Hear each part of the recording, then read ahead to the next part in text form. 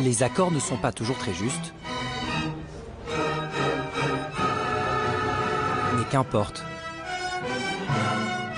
Ce soir, les violons ne font pas de la musique, mais de la politique.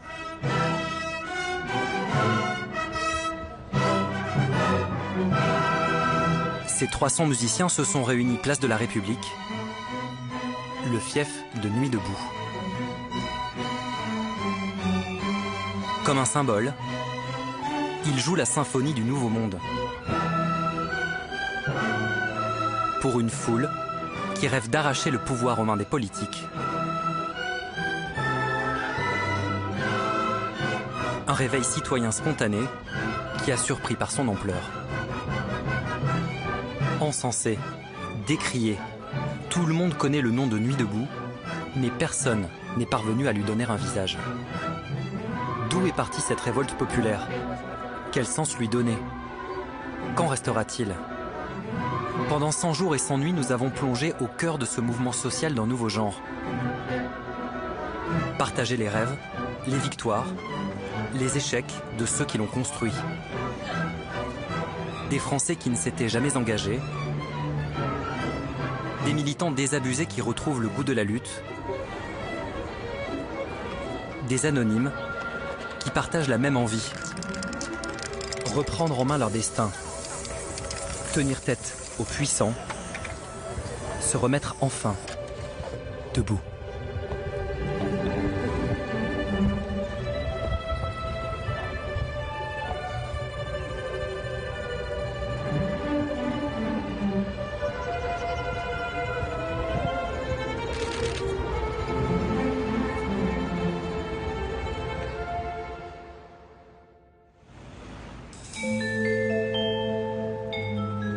C'est un rêve qui nous a tous effleuré un jour. Celui de changer notre société. Au pied de Marianne, au printemps dernier, cette utopie a finalement éclos sur les pavés de la place de la République. Une bouffée d'air frais pour de nombreux déçus de la politique, comme ses deux amis, Claudine et Claudine. Bon, on va par où? Par là, par là.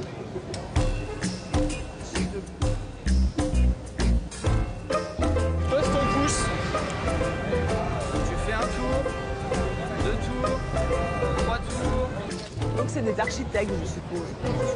Les deux Parisiennes sont venues découvrir l'étonnant Nuit debout. C'est-à-dire quelqu'un qui déjà commence à avoir des peurs d'être lui. Qu'est-ce que c'est que ces vélos là? Des choses comme ça. Un espace de liberté dans lequel des citoyens de toute la France espèrent semer les graines d'un monde nouveau. Ça peut être le symbole de beaucoup de choses. Hein. Non mais ça manque d'eau là. Hein. On les a plantés aujourd'hui, il y avait trop de chaleur jusqu'à maintenant pour les arroser. Ah oui, vous avez raison. On sent le connaisseur. Ça aussi j'aime beaucoup. Plus on est debout, plus on rêve. Tous les soirs sur la place, le micro passe de main en main. Nous ne sommes pas de la marchandise aux mains des banquiers et des politiques, que ce soit en France et en Europe. Il libère la parole de ceux qui d'habitude ne la prennent jamais. Au pinceau et à la main, c'est une charge de boulot énorme. Mais... Nous avons été l'étincelle du soulèvement de nos consciences contre l'avachissement de nos désirs. Nous sommes les flammes d'une brûlante nécessité de changer le monde qui ne nous ressemble pas et nous emprisonne dans des besoins qui ne sont pas les nôtres. C'était émouvant, ce texte. Notre force, c'est notre capacité à échanger malgré nos divergences de point de vue, afin de faire converger les luttes. C'est parce que nous sommes lucides et réalistes sur l'état du monde que nous sommes ici pour parler de nos rêves, faire l'expérience de la démocratie, construire et créer. C'est un mouvement inédit. On sent qu'il y a des choses qui se passent, qui se sont peut-être jamais passées, en tout cas pas sous cette forme-là. Je trouve que c'est important que chaque personne puisse exprimer ce qu'il pense et que ça ne soit pas formaté par un parti, un syndicat. Et qu'effectivement, je pense que c'est important que la parole revienne aux citoyens. Est-ce que vous pouvez vous asseoir encore derrière? Les nuits deboutistes entendent revenir aux fondamentaux de la démocratie. Pendant l'Assemblée générale, tout le monde peut s'exprimer, quel que soit son âge ou son statut social. Viens sur les coups de 20h pour être sûr. Voilà, viens sur les coups de 20h, on notre attendre. D'accord, ok. Et il y a bien 2 minutes. Ouais. Et si on déborde un tout petit peu, c'est chaud. Tu ne pourras pas engueuler, mais tu sais, mais il faut juste pas faire 4 minutes. Si nous court. On va vous rappeler un petit peu les signes de communication au sein de l'Assemblée. Il y a des gens debout en fait. Pour que le débat soit le plus serein possible, les participants ont inventé une sorte de langue des signes citoyenne. Donc pour commencer, quand on est d'accord, voilà. Sur la place, on remue les mains lorsqu'on est d'accord. Je ne suis pas d'accord et On les croise pour marquer son opposition. Attends, écoute-moi. Vous choisissez. Et le silence s'obtient en mimant le toit d'une maison. Un exercice d'expression populaire qui, dans le public, fait son petit effet. Toute ma vie, on m'a parlé de la démocratie et tout ça, et je ne savais pas trop à quoi ça ressemblait. Et là, on arrive, on peut la toucher, quoi. On a des gens qui apprennent à fabriquer de la démocratie, et c'est parfait. Ce soir, on a un thème, c'est comment faire tomber la loi El Khomri.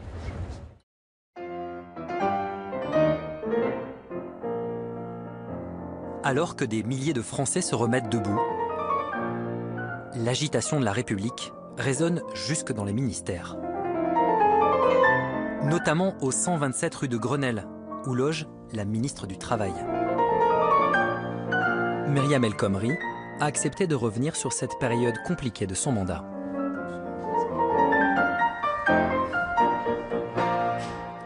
Comment est-ce que vous avez été informé de ce mouvement, vous? Et qu'est-ce que vous en avez pensé? J'ai été informée parce que je suis une élue de Paris, parce que j'ai aussi des amis qui habitent autour de la place de la République, qui sont certains qui ont participé aussi, qui étaient intéressés. Voilà, moi Vous vous souvenez comment vous avez Je suis ministre, mais je suis une citoyenne aussi. Moi j'ai un ami qui s'est rendu à Nuit debout. Est-ce que je l'ai vu comme un danger, puisque vous me posez cette question? Non. Non. Nuit debout va pourtant lui faire passer quelques nuits blanches. Car le bataillon de citoyens compte dans ses rangs des pros de la lutte, qui lui sont totalement dévoués, comme Gérard, un habitant du quartier qui a fait de la place de la République sa deuxième maison. On commence par monter le Barnum. Alors, attends. Ouais. Qu'est-ce que vous faites, Gérard? Comme tous les jours, on décharge le camion. Nous sommes les plus grands constructeurs de Paris. Tous les jours, on monte une structure, le lendemain, le soir, on la démonte et ainsi de suite. La mairie n'a pas voulu qu'on s'installe définitivement, pensant nous emmerder. Ben, on est quand même resté et c'est l'éternel recommencement. C'est vrai, bon, c'est pas gênant, hein. Mais par contre, on a acquis des techniques maintenant pour monter les bâches et tout, qu'on n'avait pas du tout au départ. Il faudra voir tout à l'heure. On est quand même assez bon.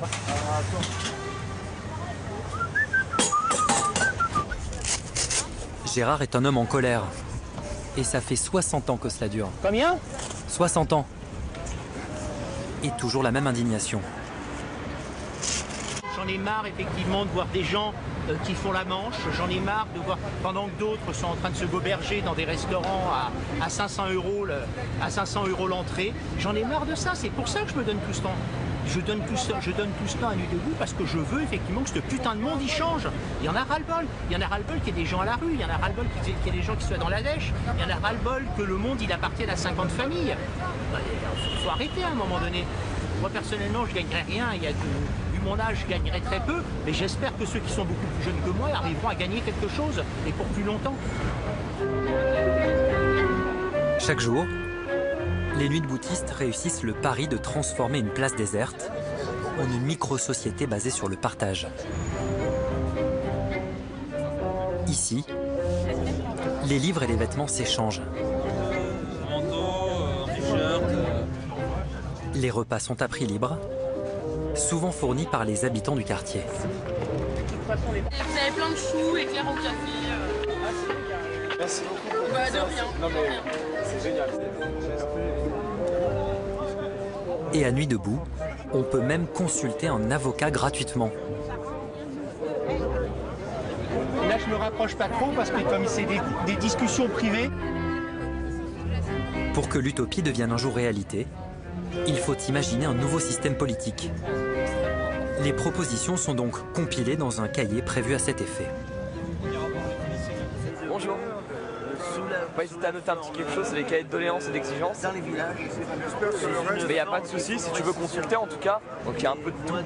Autant des idées, des exigences, des revendications, de la poésie, des blagues même des fois. Et c'est intéressant. Voilà.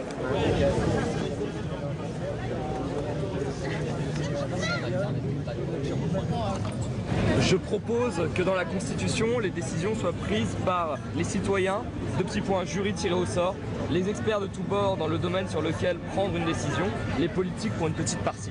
Voilà, donc une redistribution des rôles du pouvoir, notamment dans la politique. Il est temps de reconstituer des nouveaux objets politiques à partir des aspirations des gens, que les gens se souviennent que non, c'est pas les gens qui vont le faire pour eux, c'est que chaque personne qui doit prendre sa responsabilité en participant à la vie citoyenne. Et ce, parfois par la chose la plus simple du monde, c'est-à-dire écrire une idée. Au final, c'est comme si les gens constituaient un programme communément. Et ça, c'est intéressant. Voilà ce que veulent les gens. À Nuit debout, le calendrier suit le nombre de jours écoulés depuis le début du mouvement, en mars dernier. Un mouvement né avec un documentaire coup de poing qui a donné à ses spectateurs une envie de révolte. Merci patron. Quand les cigares échangeront de bouche, quand les stars elles changeront de main, quand la bonne soupe elle changera de louche, qui sera dans le bottin, quand les Dans ce long métrage, un couple d'ouvriers licenciés prend sa revanche sur son ancien patron, Bernard Arnault, et démontre qu'il est possible de gagner face aux puissants. C'est nous qu'on sera les PDG. Comment vous faites pour vivre avec 3 € par mois? Mange pas. Pardon? On mange pas.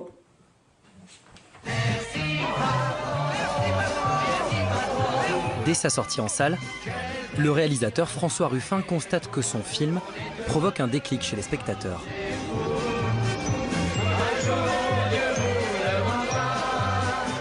Le fait qu'on gagne, que David gagne contre Goliath et l'emporte haut la main et en rigolant tout le temps, je sais qu'on a une bombe d'énergie. Que les gens qui, à la sortie du film, se disent « bon bah maintenant qu'est-ce qu'on peut faire ?» Et donc on avait la conviction, on partageait la conviction à ce moment-là qu'il y avait un coup qui était possible. Ce coup, François Ruffin ne va pas le jouer seul.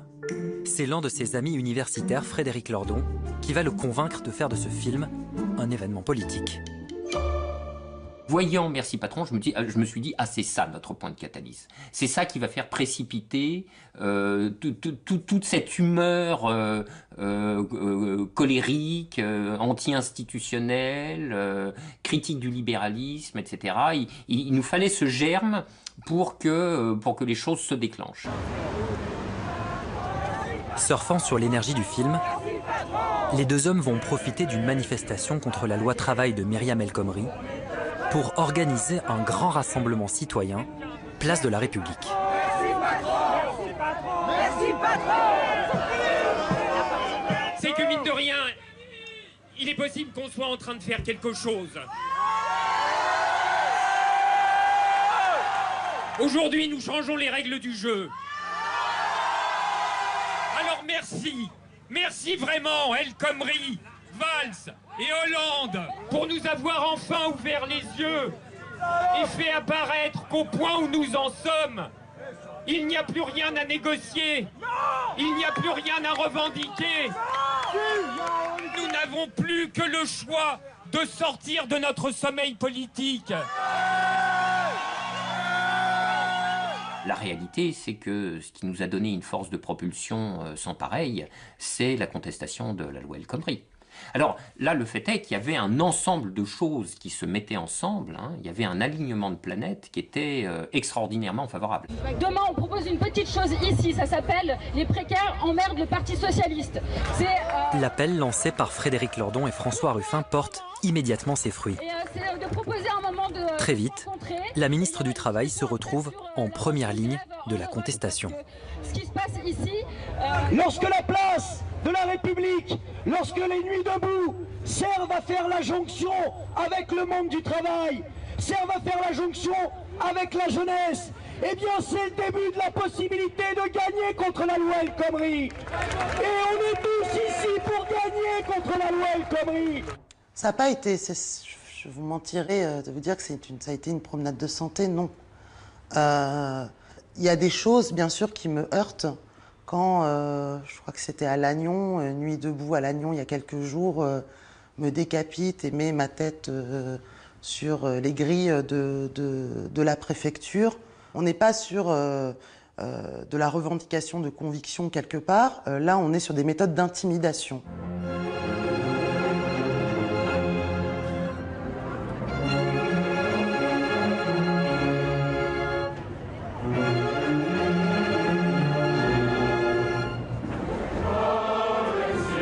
Après Athènes, Madrid et New York, Paris vit à son tour son mouvement d'occupation de place, le premier de son histoire.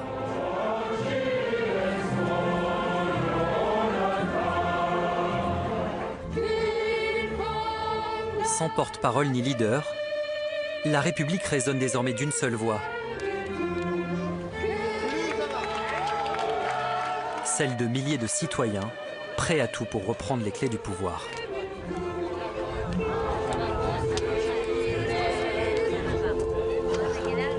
J'ai jamais été politisé jusqu'à Nuit debout en fait. C'est rafraîchissant en fait. Juste à un moment, ça change de toutes ces figures politiques médiatisées, toujours les mêmes, qui nous rabâchent encore et toujours les mêmes solutions entre guillemets, qui ne sont de toute manière jamais appliquées. Il y en a marre. Nous, on va les trouver les solutions. Si vous n'y arrivez pas avec 4 ou 5 cerveaux, nous on est 1000, on est 2000, on est 10 000, et tous ces cerveaux mutualisés, ça va forcément donner des réponses. Je pense que c'est le début d'une révolution. Alors elle prendra peut-être... ça ne veut pas dire la révolution des barricades, on va tous se taper dessus, ça va se terminer dans un bain de sang. Vraiment, je ne le souhaite pas. C'est la dernière des choses que je souhaite. Mais c'est le début d'une... au moins d'une manifestation démocratique, que les mots reprennent leur sens, que les gens reprennent le pouvoir, comme peut-être ça n'a pas existé depuis des décennies, voire des siècles. Ce n'est pas un hasard si les rangs de Nuit debout grossissent bien au-delà des cercles militants habituels. Discrètement mais sûrement, une bande de copains travaille nuit et jour pour que la voix du mouvement porte bien au-delà de la place de la République. C'est quoi les autres villes? Il y a Marseille, Rennes, attends, je vais chercher dans le top. Là, apparemment, 5-6 grosses villes qui sont en train de construire des nuits debout partout, là, en fait. Joseph et son équipe sont aguerris à la communication numérique. On peut faire un point stratégique et technique. Derrière leurs ordinateurs, ils pilotent les comptes Facebook et Twitter de Nuit debout. Des comptes de plus en plus suivis. Alors, hier, par exemple, ici, on était à, je crois, hier matin, on était à 300 abonnés. Là, on est à 5600 et ça monte de plusieurs par minute. Ça continue à monter, en fait.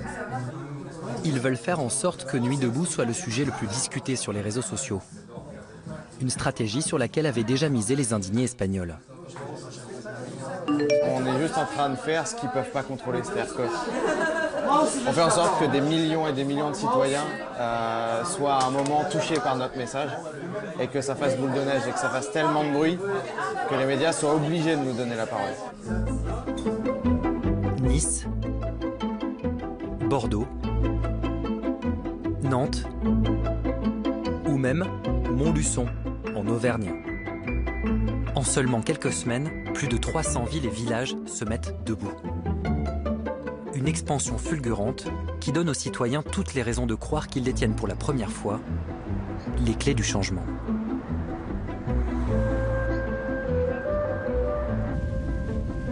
À Toulouse, hey, c'est avec cette idée en tête que Claire et Pierre se sont engagés dans le mouvement. Salut! Elle travaille en papeterie, lui est formateur web. Leur nuit blanche leur ont offert une seconde famille, une famille d'insomniaques. Ça va le métro? Ça va, très bien. Salut. On est prêts? Allez. Ouais. Super, merci. Ça peut servir pour... Ouais, les fils de fer, ça peut servir. Ça, je vais le mettre dans mon sac. C'est à 12, ça? Ouais. Claire, le craft, on le prend ou pas? Je sais pas. C'est pas prioritaire, mais parce qu'il y a un atelier banderole, donc par exemple, ça peut, tu vois, voilà. À voir, si on a de la place pour le mettre. L'atelier banderole, ils ont suffisamment de draps. Parce Bon, qu'elle ok, a récupéré encore des draps. Bon, bah alors on laisse tomber alors. Des tonnes et des tonnes de draps. On prend pas le craft alors. Bah, on peut prendre des tapis. Ouais, tapis, ouais, c'est bien, ouais. Que j'ai fait. Ouais. Dedans, il y a genre de la colle. Claire, vous déménagez là? On déménage, mais on va place du Capitole. ouais, on vient récupérer tout le matériel pour s'installer place du Capitole aujourd'hui. Go. Ça va bien, oui. Florian, il est déjà place du Cap ou Ne cherchez pas le village olympique. Ici à Toulouse, tout nu debout, tient dans le coffre d'une voiture. Bon.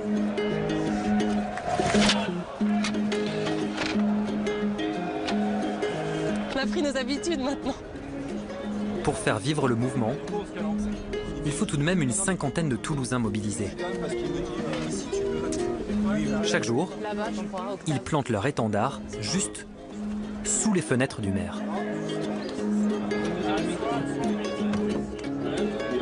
Quand on a vu ce qui se passait place de la République, on s'est dit, oh, si on était à Paris, on serait sur la place, quoi.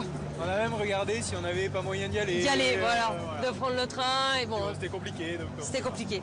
Et puis c'est vrai qu'on a vu passer l'info du coup d'une assemblée générale qui était le 5, non le 4, le 5 avril, au Théâtre Garonne, qui est juste à côté. Au départ, ça devait être une AG, et en fait, Pablo a pris la parole et a dit bon, ben allez, maintenant on part tous en commission, on se partage en commission et on voit comment on occupe la place ce soir. Voilà, exactement. Ok. Ce fameux Pablo, lui aussi, vit en ce moment en rythme de nuit debout.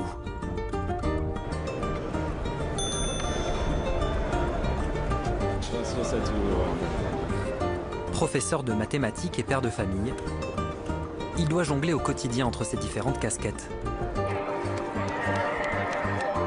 Avant Nuit debout, Claire et Pierre ne l'avaient jamais rencontré. Ils passent aujourd'hui presque toute leur journée ensemble. Petit bonhomme. Fatigué. Bah oui. Faire une sieste au Capitole. Non. T'as vu, hein, il est concentré sur son travail. Hein. Il y a plein de choses qu'on ne sait pas les uns des autres. Ouais. Ça fait comme la différence avec une famille, c'est une famille, tu la connais depuis toujours, tu sais. Là, c'est ah ouais, t'as fait ça, putain, un truc de ouf. Ce militant aguerri a initié le mouvement à Toulouse. Mais ne lui dites surtout pas que c'est un leader. Lorsqu'on rentre à Nuit debout, on met son ego de côté. C'est aussi une grande différence avec le milieu militant que moi je connaissais, c'est-à-dire syndical, politique, etc. Tout le monde se connaît et tout le monde se déteste, globalement. L'esprit c'est ça quoi, non mais c'est vrai. Parce que ouais, il y a 3 ans, lui il a fait ça avec machin et tout. Donc, les gens ont tous peut-être pas des haines, mais c'est pas loin quoi. Vraiment des rancœurs, des machins, des jugements et tout. Alors que là, il y a un truc hyper bon enfant. Nuit debout ne se résume pas qu'à une bande de copains heureux d'être ensemble. Le but est de changer de modèle de société. Et pour cela, les nuits deboutistes misent sur l'intelligence collective. L'idée, c'est, sur la place publique, de reprendre le temps et l'espace pour parler de thèmes qui, soit dans la société, ne nous conviennent pas, soit des choses qu'on a envie de voir s'installer dans les années qui viennent. Est-ce que parfois, vous n'avez pas l'impression de discuter pour rien ? Non, vraiment pas. Et je pense que même au contraire, ça fait du bien à tout le monde de pas être tout le temps dans l'objectif. Je crois qu'on est dans une société où on nous demande tout le temps un objectif concret. Et que là, justement, avec Nuit debout, on se pose, on réfléchit et on prend le temps. Ah, ça, à Nuit debout, on prend le temps de débattre, d'échanger et surtout de se structurer. On pourrait peut-être mettre en place un système de roulement. Et tous les jours la même rengaine. On débat, on échange. Et au fait, comment on se structure ? Il faudra un espace de recueil des informations de tout le mouvement et des commissions qui soient claires, connues de tous. Jury citoyen, démocratie et même éveil des consciences, Nuit debout se fractionne en dizaines de commissions thématiques, quitte peut-être à perdre de vue son objectif premier.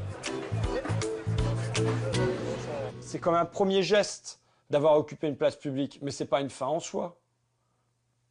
Ensuite, si on veut porter cette place publique vers autre chose, vers un ailleurs, vers d'autres formes, il faut qu'il y ait des modes de décision. Et là, le mode de décision de ce qui se passe place de la République, je ne comprends pas, quoi. On te dit qu'il faut établir une cartographie de Nuit debout avec les acteurs qui sont influents, les commissions, les sous-commissions. Quand même, on est monté, à mon avis, à 85 commissions. Le lendemain ou le surlendemain, il y en avait peut-être encore une dizaine qui s'étaient rajoutées. Bon, voilà, donc ça devient quand même un truc un petit peu aussi incompréhensible, quoi.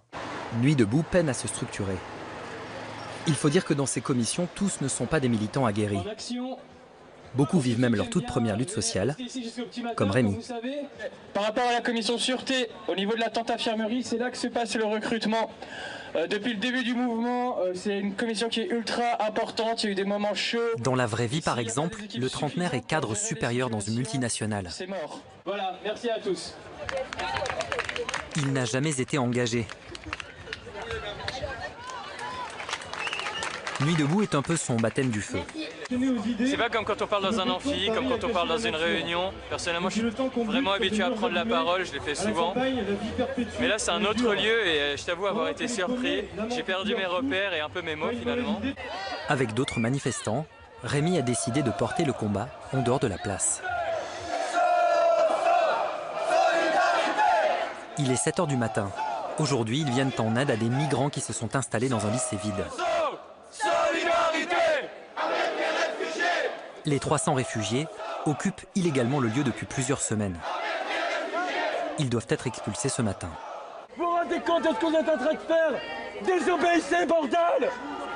Désobéissez! C'est scandaleux! Il y en a 30 000 de réfugiés! C'est rien du tout! Il y a 30 000 réfugiés en France, il y en a 1 500 000 au Liban! Et on n'est pas capable de les accueillir! Mais vous foutez de la gueule de qui? C'est une honte! Et vous êtes le bras armé de cette honte! Solidarité avec les réfugiés!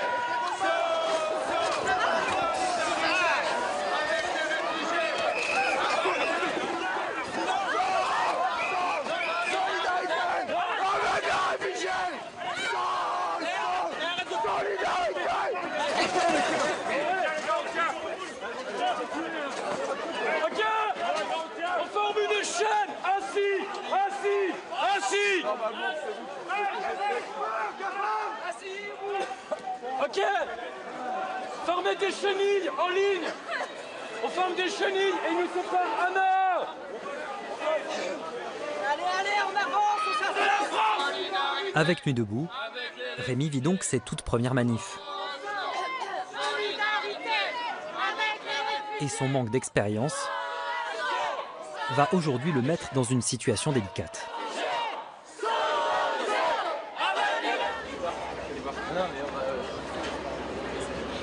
Dans le cul là, ouais.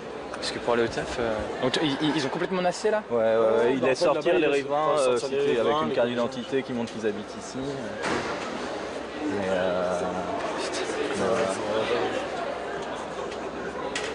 J'étais sûr qu'on allait se faire nasser dans cette rue. Nasser, ça veut dire être pris au piège comme un rat. La police a bouclé tout le quartier. Aucune issue possible. Il va falloir se laisser. Non, dans la cour intérieure de l'immeuble là. Rémi doit pourtant réussir à trouver une sortie de secours. Car il lui reste 1 heure pour aller chez lui, se changer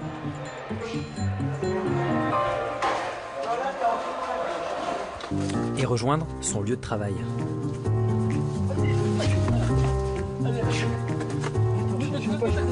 Prends ton temps.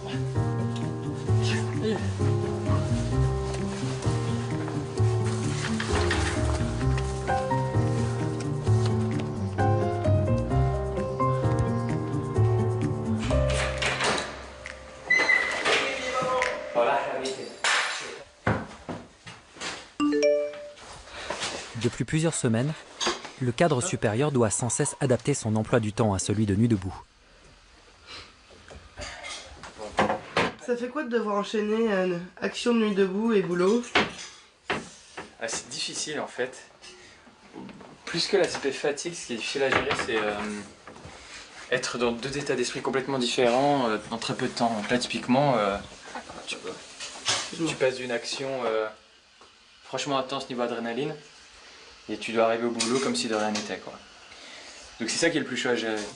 D'autant plus difficile à gérer quand on travaille dans une multinationale réputée pour ses pratiques peu éthiques.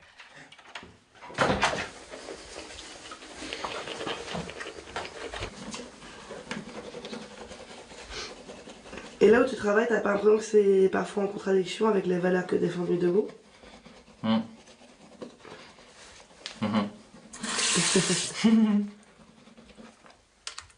Ouais, effectivement. Sur certains points clés, effectivement, ça rentre en contradiction. Mais le problème, c'est que ce raisonnement, c'est aussi un puits sans fond. Parce que dans ce cas-là, tu exclus typiquement tous les gens qui bossent dans des grandes boîtes et qui ont toutes des pratiques qui sont un peu limites. Donc voilà. Avant Nuit debout, ça se limitait à des simples conversations de bar. Et à chaque fois, on se disait, avec les copains, bon bah, il faut vivement qu'on trouve enfin le moyen de passer à l'action, quoi. Et Nuit debout, c'est ce qui s'est passé. En tout cas, personnellement, ça m'a permis d'avoir enfin un théâtre d'action, la possibilité de plus se limiter à ces fameuses conversations de bar, à se dire, bon bah là, on s'y met. Donc...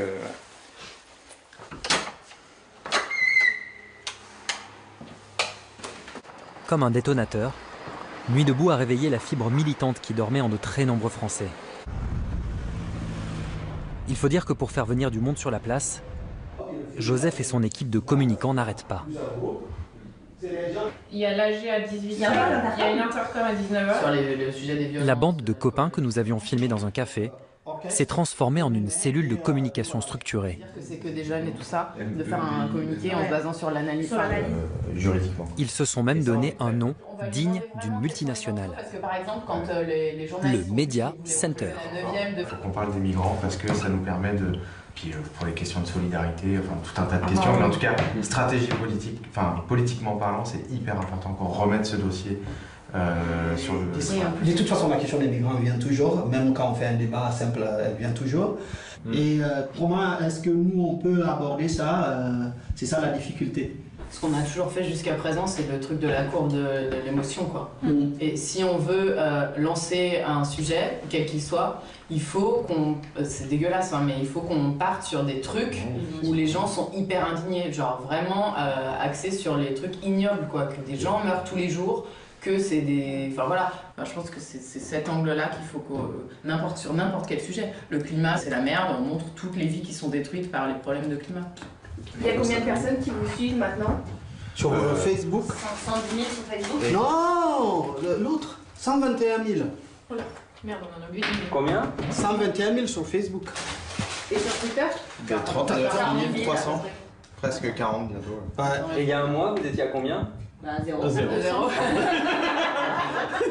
fait, on touche 1 million de personnes. C'est-à-dire qu'il y a 1 million de personnes qui voient ce qu'on écrit. En ouvrant le mouvement au plus grand nombre, sans jamais mettre en avant un leader, Joseph et son équipe tentent une nouvelle manière de faire de la politique. Je pense qu'il faut qu'on arrive là-dessus.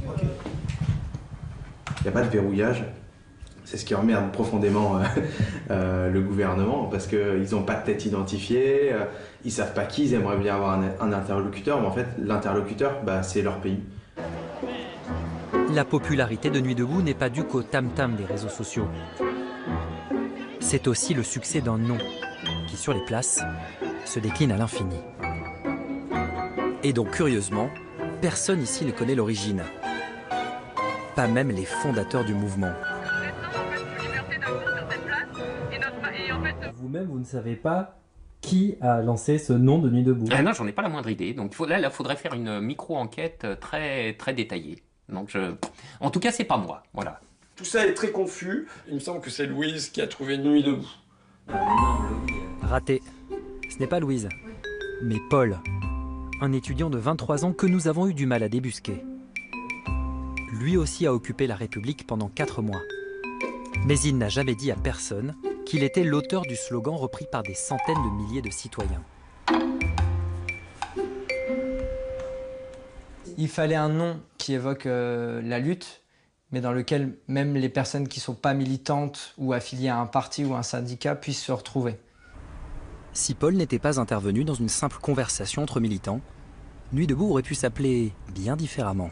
Il y a Nuit tous ensemble, Nuit sans sommeil par exemple, Nuit de lutte, Nuit rouge, Nuit de rêve général par exemple. Ensuite il y a une personne qui explique qu'une amie libertaire lui a demandé pourquoi c'était pas Nuit noire. Au cours de cet échange, moi je propose Nuit debout, entre autres, avec d'autres propositions. Ça évoque par exemple la phrase d'Étienne de la Boétie, ils sont grands parce que nous sommes à genoux, avec cette idée de se relever et de pouvoir s'affronter aux puissants. Nuit debout, le slogan de Paul, traverse même les frontières. Quelques semaines après le début du mouvement, la place de la République reçoit un invité de marque. Yanis Varoufakis, l'ancien ministre des Finances grec.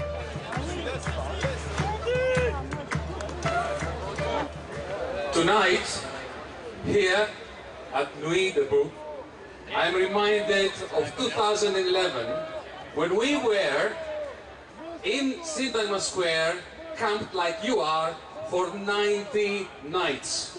It was an earthquake. We changed politics in Greece. We changed politics in Europe. I'm bringing to you solidarity from Athens, from London, from Hanover in Germany where I was. And one request, don't let this energy go to waste. Don't let this energy promote careers. Make a difference together throughout Europe. Thank you.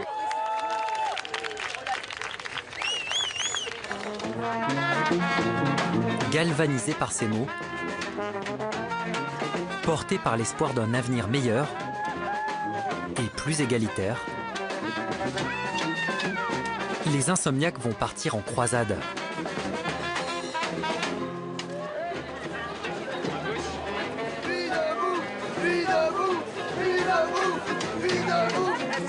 Aller défier leurs adversaires sur leur propre terre.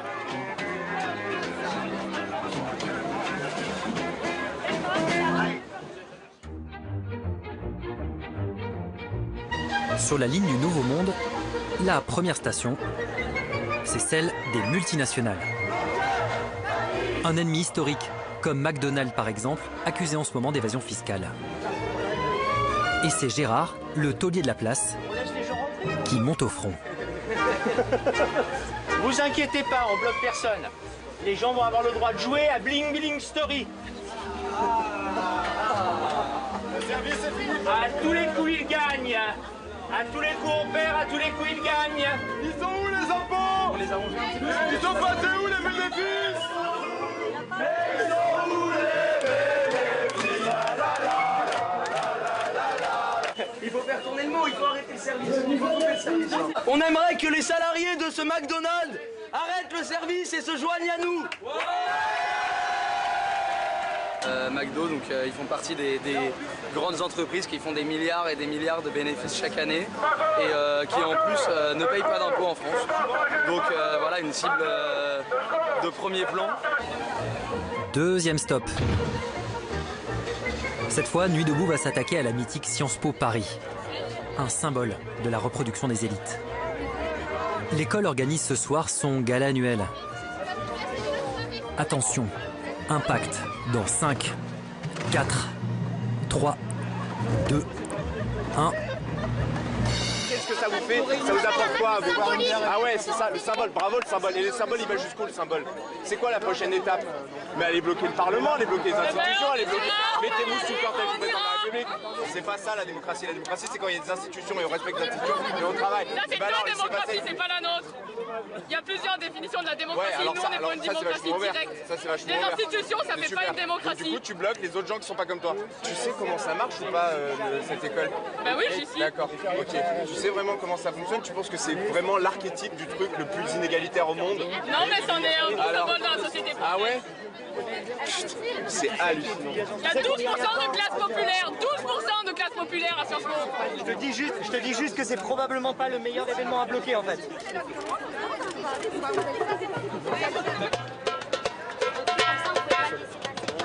C'est en train de ruiner la soirée de plusieurs centaines d'étudiants qui ont des profils socio-démographiques extrêmement différents. Parce que tu sais, on paye tous 90 € pour y aller. Hein.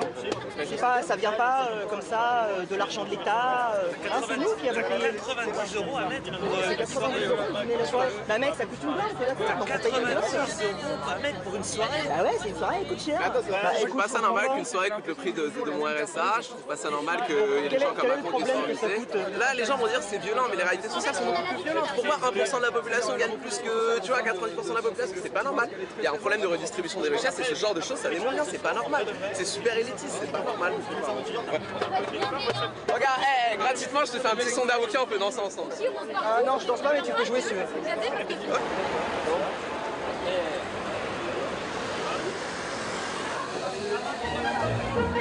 Sur la ligne du Nouveau Monde, Rémi vient tout juste d'embarquer pour rejoindre avec ses camarades le terminus du train.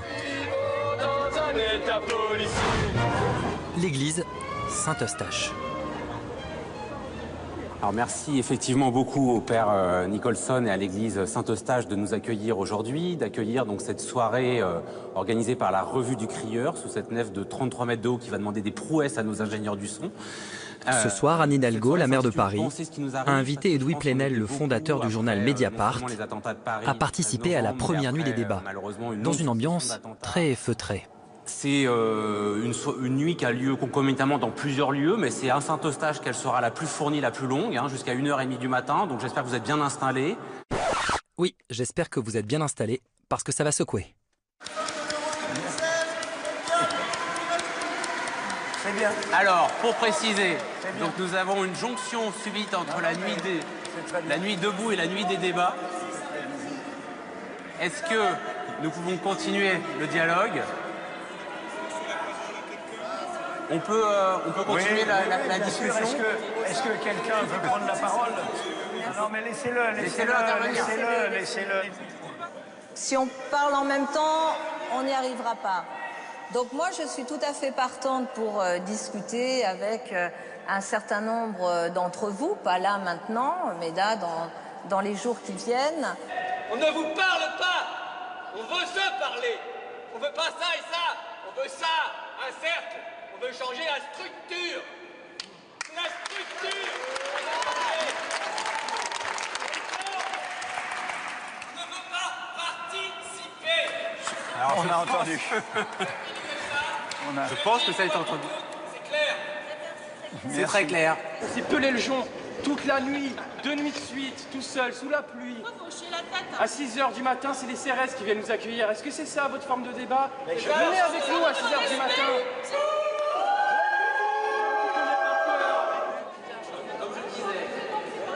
Mais juste les bras, faites comme nous pour dire que vous êtes d'accord. Est-ce que vous êtes d'accord avec ce qu'on est en train de faire?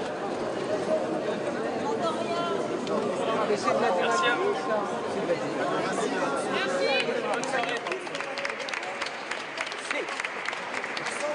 C'est de la pure démagogie. Vous prétendez réinventer la politique avec ce que vous faites? C'est les vieilles méthodes et c'est de la pure démagogie. Et c'est surtout les vieilles méthodes. Bah, venez l'exprimer en AG. Ah voilà, en AG. Bonjour la nouveauté. Bravo la nouveauté. Écoutez, super, la nouveauté.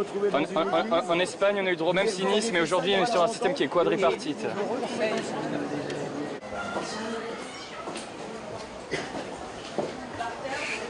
C'était intense, c'était pas du tout prévu.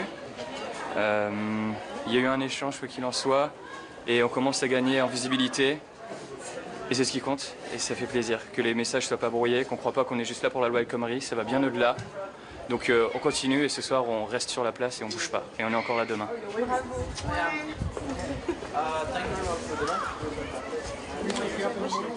Pour un pouvoir politique, les processus insurrectionnels, vous savez pas comment ça part. C'est un truc, ça peut être très dangereux.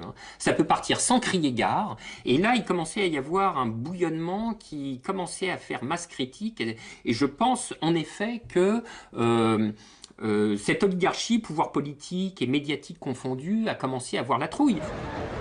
Cet après-midi, branle-bas de combat sur la place de la République. Tu sais qui c'est? t'as l'autorisation? Ouais. Ouais.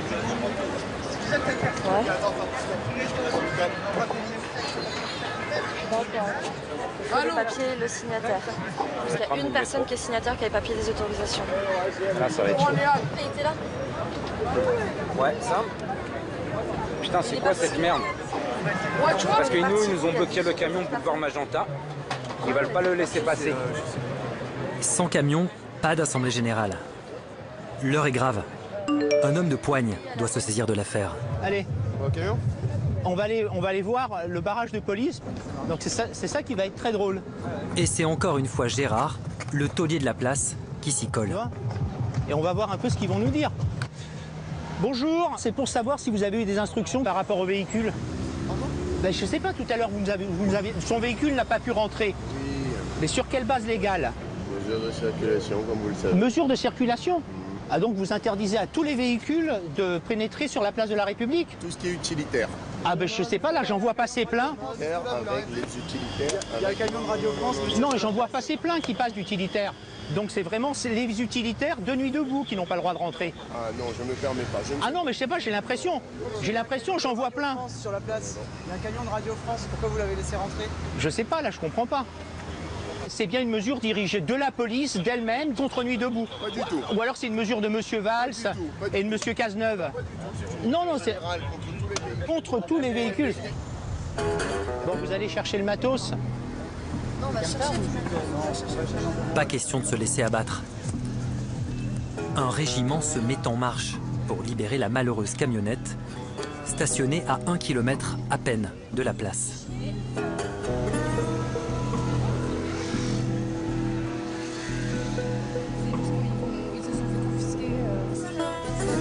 Comment ça va? Ça va? Ah mais c'est mon banc ça. Le seul moyen d'amener le truc, c'est d'amener le camion et de forcer le passage. Oui, Il faudrait parler de ce qui va se passer si jamais les CRS c'est d'attaquer le camion et de nous casser la gueule. Qu'est-ce qu'on fait? Non mais faut le dire. Attendez, on est dans notre droit. Pour arriver à bon port, les nuits de boutistes vont devoir contourner le barrage de police. On passe par boulevard du Temple, ça va être plus rapide. Ah, les boulevard du Temple, ils sont quand même en force. Ils sont beaucoup. Ils sont beaucoup et ils ont mis des grilles. Ils ont mis des grilles? Ouais. Tu peux voir avec quelqu'un sur la place si les flics qui sont mis en position? Est-ce qu'il y a des éclaireurs qui peuvent aller voir si les flics sont en position à la place? Vas-y, j'y vais. On passe à Allez, mettez-vous sur les côtés, passez-vous. Accélère avec le camion. Le convoi va tenter de passer en force.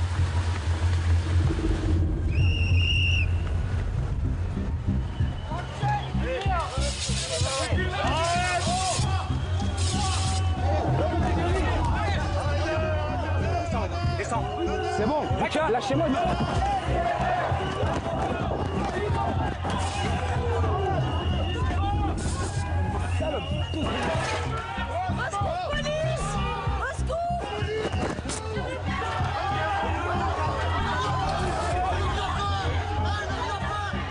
On n'a rien fait du tout.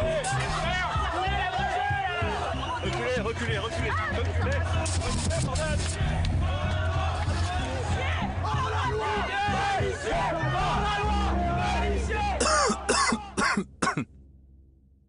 Allez, on reprend nos esprits. La lutte a beau être acharnée, elle est vaine. Le camion ne passera pas. C'est moi, je suis commissaire, c'est moi. Bon, reculez, d'accord. Alors, pour libérer le bambou et le précieux matériel de l'Assemblée, les nuits de boutistes vont former une grande chaîne humaine jusqu'à la place de la République, au nez et à la barbe des policiers.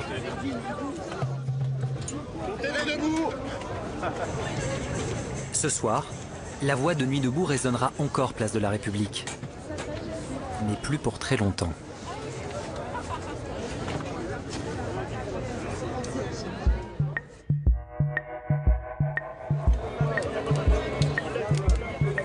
Deux jours plus tard, le couperet tombe.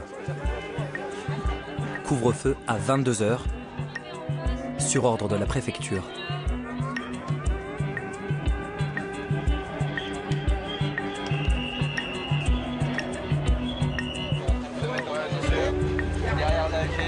qui a fait République.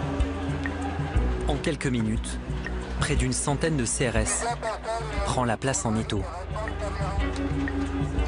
L'assemblée déguerpit en vitesse. Les policiers ne sont pas d'humeur à débattre. Il nous laisse 15 minutes pour ranger le matériel avant qu'il tire des fumigènes.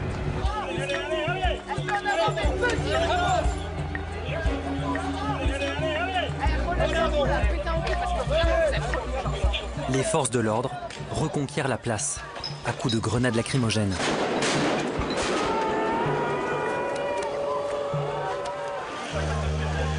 Au fil des nuits, la violence monte crescendo.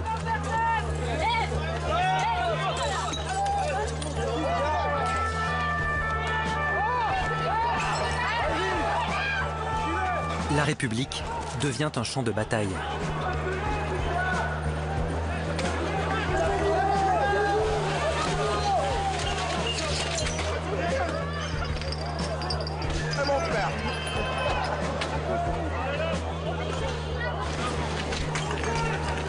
Coincés entre les casseurs et la police, les lutte-boutistes sont contraints de jouer la force tampon. Une nouvelle fois, nous retrouvons Rémi, l'apprenti militant, en première ligne. Vous êtes gentil, mais vous allez vous manger des trucs. C'est pas grave, on est là depuis un mois. Arrêtez-vous, il y a des gens. Il y a des gens là. Arrêtez-le. Arrêtez, c'est de la merde. Tous ceux qui ont les mains en l'air, on ne réagit pas, on ne répond pas, on reste calme. Essayez de calmer le jeu. La violence, elle est de votre côté là. Arrêtez sérieusement. Calmez-vous. Vous protégez pour pas qu'ils tirent sur vous. Bisoukala,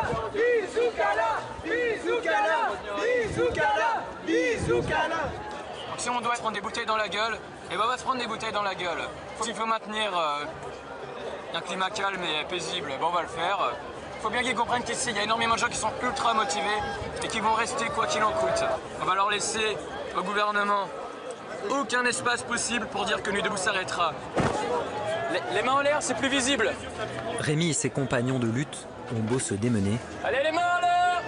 Dans les médias, les jeux sont faits. Nuit debout n'est plus le mouvement sympathique des débuts. Cette fois, les Nuits debout n'auront même pas réussi à franchir les 12 coups de minuit. Les incidents se sont poursuivis dans la soirée place de la République. Des casseurs ont brûlé des poubelles et des cagettes. Soirée agitée et tendue, place de la République. De nouveaux incidents ont éclaté en marge du mouvement Nuit debout. Affrontements avec les forces de l'ordre, dégradation. Certains casseurs ont tout de même mis le feu à un canapé dans une bouche de métro et d'autres se sont attaqués à une vitrine. Au milieu des casseurs et des forces de l'ordre, des riverains exaspérés. Comme cet homme. On parle de la démocratie. Est-ce que c'est ça la démocratie? Est-ce que la démocratie c'est de déranger des gens à 2 h du matin? Est-ce que la démocratie c'est de dégrader les biens d'autrui? Ce que nous avons connu autour des lois El Khomri, mais c'est rien. Mais en réalité, c'est rien du tout comparé à ce que ça peut être un mouvement, un véritable mouvement de soulèvement comme mai 68 l'a été. Il faut se souvenir qu'en mai 68, on a foutu le feu au Palais Brognard, à la Bourse, qu'il y avait des barricades. Mai 68 a été d'ampleur autrement importante que la très très sage Nuit debout. Très sage, il n'empêche. L'écho médiatique est désastreux. Dès les premiers projectiles, Joseph et ses amis se sont extirpés de la place et réfugiés dans ce loft, le nouveau QG du Media Center. Sur leurs ordinateurs, un torrent de mauvaises nouvelles. Le communiqué de la préfecture, il est scandaleux. Ils viennent le sortir? 300 à 400 personnes ont décelé des pavés, ainsi que des plaques en fonte qui ont été jetées sur les forces de l'ordre et sur la vitrine d'un magasin.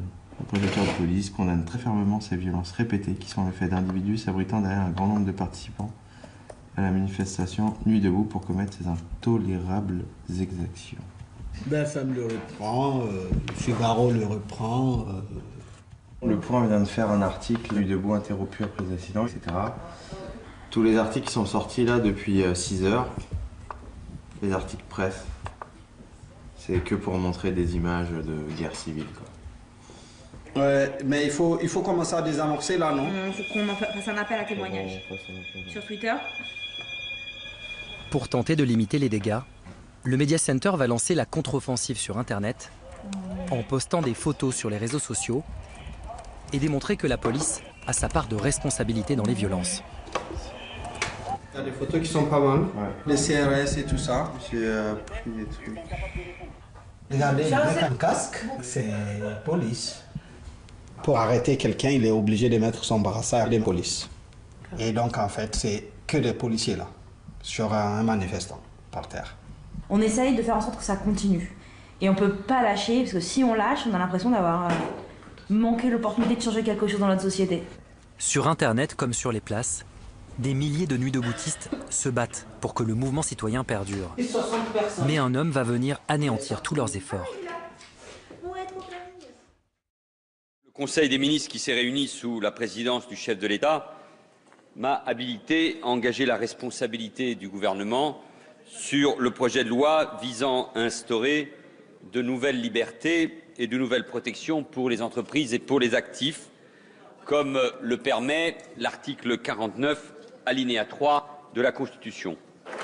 Après des mois de débats à l'Assemblée, Merci, monsieur le Premier ministre.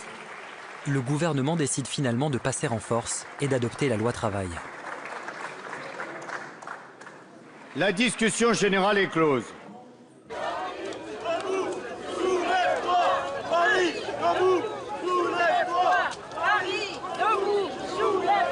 Pour ceux qui occupent la République depuis un mois et demi, le 49.3 est un coup de massue.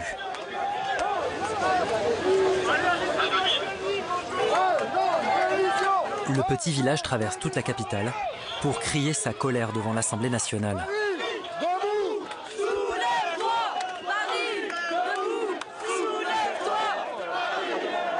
Parmi eux, Frédéric Lordon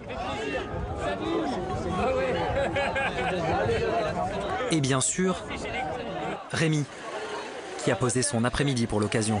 J'ai rien compris. Allez, alors fais une vite.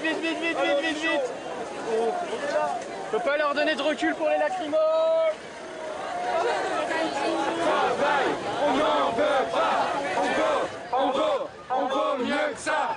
La loi de travail, on n'en veut pas. Ce soir, la grand-messe de Nuit debout se tiendra ici, sous les fenêtres des députés. Mais l'Assemblée citoyenne a cette fois comme un parfum de défaite. Je suis dépitée, je suis dégoûtée. Vous savez pourquoi je suis dégoûtée? Parce que si on est là et qu'on nous laisse faire cet AG ici, c'est quelque part parce qu'on dérange pas en fait, parce qu'ils ont passé ce putain de 49.3 de merde. On est en train de perdre, ça, il faut qu'on se bouge, mais grave. Faut vraiment qu'on aille faire des grosses actions partout dans le métro, qu'on aille battre le pavé, qu'on fasse des groupes de diff, de paroles, partout, parce que là, ça craint ce qui est en train de se passer. Et c'est dingue, l'immobilisme général, quoi. On est plus de 1000 devant l'Assemblée nationale, putain, à faire une AG populaire citoyenne. La vraie démocratie, c'est nous et il n'y a personne qui en parle. Vous vous rendez compte à quel point le peuple est endormi? Vous vous rendez compte de ça? C'est ouf, moi j'en peux plus d'être là comme ça et qu'on se sente tous impuissants. Ça vous fait quoi au moment où vous apprenez que la loi va passer? Qu'est-ce que vous vous dites à ce moment-là? Qu'au moins on les a menés à ça. Oui.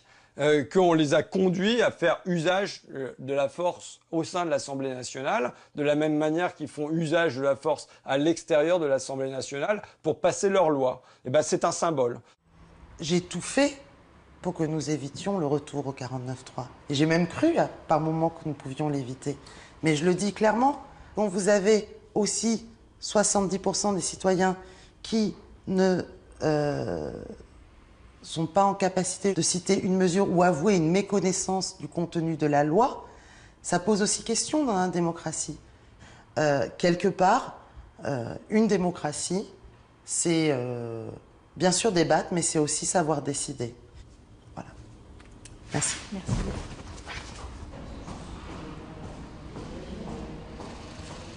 Bonne journée.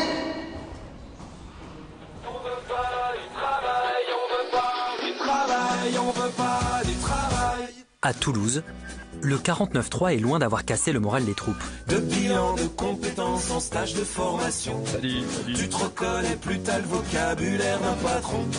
Il y en a 20 comme toi derrière pour prendre ce job. Pablo, le professeur de mathématiques, a même décidé d'organiser la riposte depuis cette radio locale. C'est parti, tu vas produire de la merde en tube. On est prêt? Je fais la transition. Je fais la transition et qui c'est qui lance l'interview? Donc pour annoncer sur les jingles sont un peu space. Vous allez voir. On y va? Allez. Canal Sud, 92.2 MHz. Eh ben bienvenue sur Canal Sud 92.2 FM pour une émission un peu spéciale, une émission On arrête tout. Alors, eh ben voilà, on est un petit groupe là de gens de Nuit debout. Prise en tenaille entre le 49.3 et les incidents à répétition, les nuits deboutistes font feu de tout bois pour continuer à exister. Là, il y a 3 dépôts de bus qui sont bloqués. Alors, on a quelqu'un à l'antenne, c'est Léa, c'est ça? Alors, est-ce que tu peux nous raconter ce que tu es en train de vivre? Ouais, on est au rond-point de l'Anglade. Là, on était 80 depuis 4h du matin à bloquer les sorties de bus. Et là, il y a un quart d'heure, il y a 9 camions de la gendarmerie qui sont arrivés. Ça commence bien. On va faire une petite pause musicale. Merci beaucoup, puis à bientôt. Bon courage.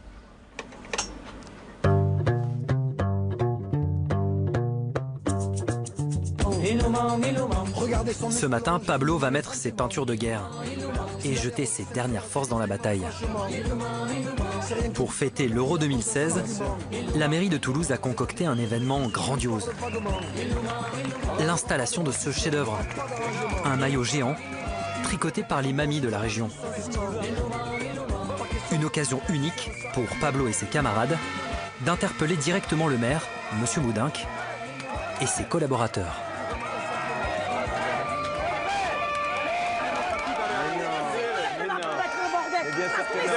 Vous êtes des nazes, vous êtes des rebuts de la société. Mais non, Vous ne devriez pas avoir cette attitude condescendante à notre égard.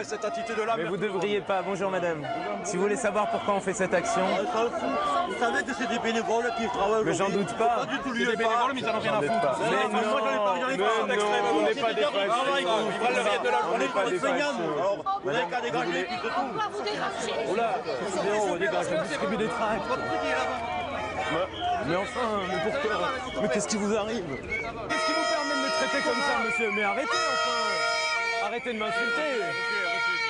Arrêtez de m'insulter! Pourquoi vous m'insultez? Ça fait 3 fois que vous avez employé ce mot. Pourquoi vous avez fait ça? J'ai rien entendu, moi. Pourquoi vous l'avez fait?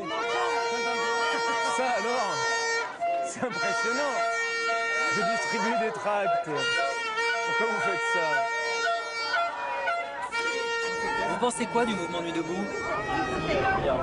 Je pense que c'est un facteur de perturbation qui maintenant énerve tout le monde. Au départ, c'était un mouvement de protestation silencieux qui invitait à la réflexion. Depuis, on voit bien que les choses ont dérivé et qu'un tas de causes diverses et variées se sont amalgamées. On a envahi la FNAC, McDonald's. Enfin, c'est un mouvement qui a totalement dérivé et qui donc a perdu le début de crédibilité qui pouvait éventuellement être le sien. Comme un vieux chewing-gum, ça fait maintenant 3 mois que Nuit debout colle aux semelles des élus. Des politiques qui ne savent plus comment faire pour s'en débarrasser. Un événement va finalement jouer en leur faveur et porter le coup de grâce au mouvement le 14 juin. Ce jour-là, pour la 9e fois, les nuits deboutistes battent le pavé aux côtés des syndicats. L'ambiance est électrique. Très vite, la manifestation va leur échapper.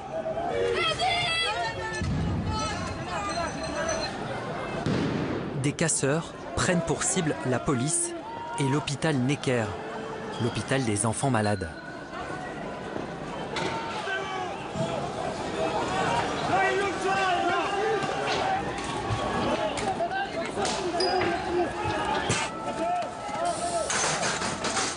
Ces scènes violentes vont faire le tour des médias. Ce sont les incidents de trop. Quelques semaines plus tard, la mairie de Paris décide de reconquérir la place de la République par la manière douce.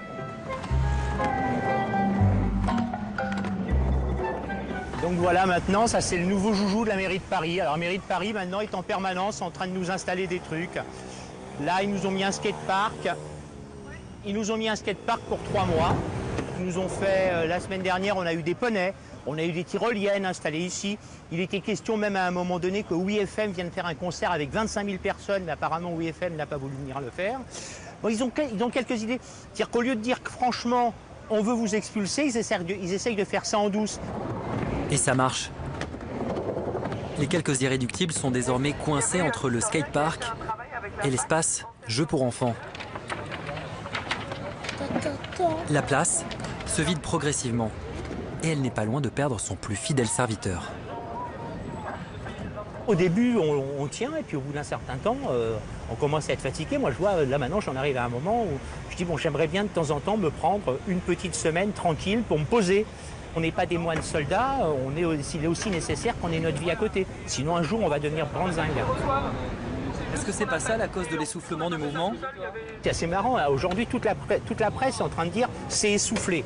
Alors au début ça leur plaisait, c'était grandiose, Nuit debout, il y a eu toute la première phase de Nuit debout, c'est génial et tout. Et maintenant le mouvement est essoufflé.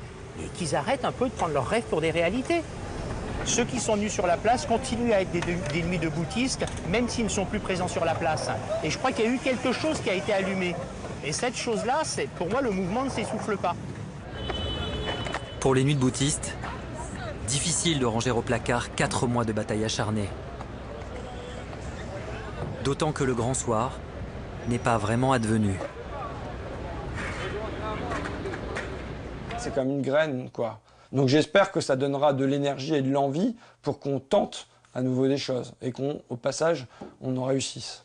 Nuit debout a induit des énergies politiques et que ces énergies politiques vont circuler. Elles vont circuler, elles vont se trouver des mises en forme, elles vont se donner des expressions, nous ne savons pas lesquelles, mais elle s'en donnera et elle s'en trouvera, ça c'est sûr et certain. Et on verra bien de quelle manière.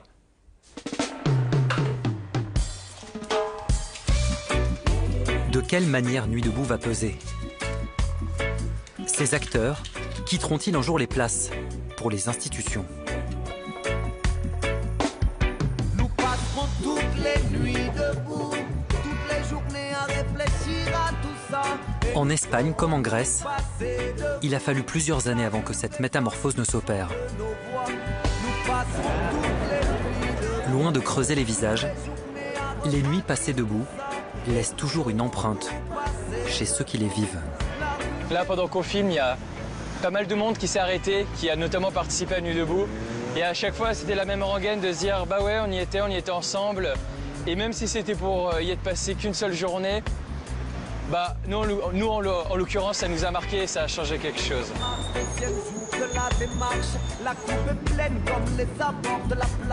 Peut-être la fin de certains préjugés que je pouvais avoir par rapport à la jeunesse, que je trouvais peu engagée.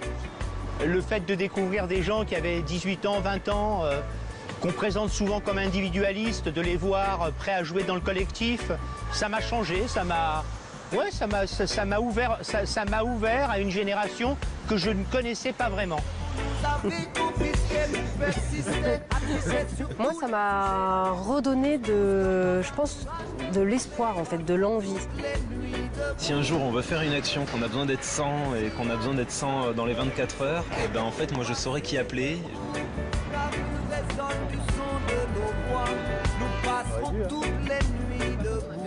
On a créé une énorme secousse à un moment donné et qu'on va encore en créer d'autres, et ça c'est certain. Et donc à l'heure de cette campagne présidentielle qui s'annonce certainement catastrophique, ça va être possible encore de chambouler tout ce calendrier qui nous est imposé pour en créer encore un nouveau qui sera certainement le nôtre.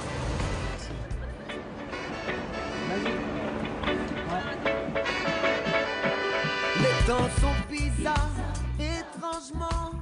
Pour prolonger, grâce à ce documentaire, cette immersion inédite dans le mouvement Nuit debout, nous ouvrons maintenant le débat avec mes invités. Dario, bonsoir. Bonsoir.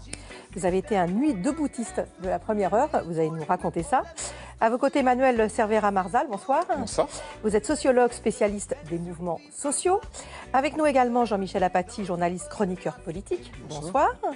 À vos côtés, Jean Garrigue, historien spécialiste de l'histoire politique contemporaine. Bonsoir. Et enfin, Aline Paillet, bonsoir. Bonsoir. Vous êtes journaliste sur France Culture et vous avez activement et dès ses débuts participé au mouvement Nuit debout. Merci à tous les 5 d'être avec nous. Alors,